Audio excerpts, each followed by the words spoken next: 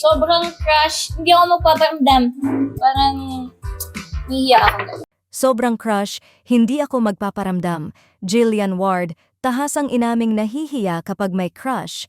Netizens, binuhay ang lumang komento ni Eman Bacosa. Muling pinag-usapan ng netizens si Jillian Ward matapos umamin ang aktres sa isang panayam na kapag mayroon daw siyang crush, mas pinipili niyang manahimik at huwag ipahalata ang kanyang nararamdaman.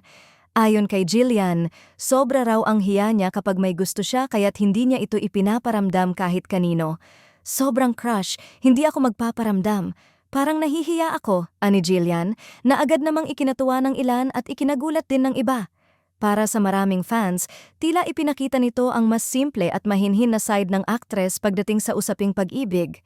Ngunit hindi pa man natatapos ang kilig, agad namang binuhay ng netizens ang naging komento noon ni Eman Bacosa na hayagang inamin sa publiko na crush niya si Jillian Ward.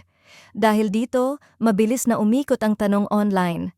Kung hindi pala nagpaparamdam si Jillian kapag may crush siya, paano kung mutual ang nararamdaman? Vocal na si Eman na crush niya si Jillian, komento ng isang netizen. Mukhang si Eman talaga ang kailangang gumawa ng move, dagdag pa ng isa. Para sa marami, tila malinaw na ang sitwasyon. Kung mahiyain si Jillian, nasa panig umano ni Eman ang bola. Matatandaang naging usap-usapan noon ang pagiging open ni Eman Bacosa sa kanyang paghanga kay Jillian. Sa ilang interviews at social media interactions, hindi niya itinago ang kanyang respeto at pagkagusto sa aktres, bagay na lalong nagpakilig sa kanilang supporters.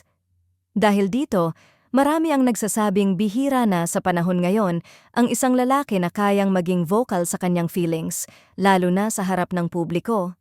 Sa kabilang banda, may mga fans din na nagsasabing hindi dapat madaliin ang anumang posibilidad. Ayon sa kanila, maaaring hanggang admiration lamang ang lahat at mas pinipili lang ni Jillian na panatilihing pribado ang kanyang personal na emosyon. Hindi lahat ng crush na uuwi sa relasyon, ani ng isang netizen. Minsan mas okay na tahimik lang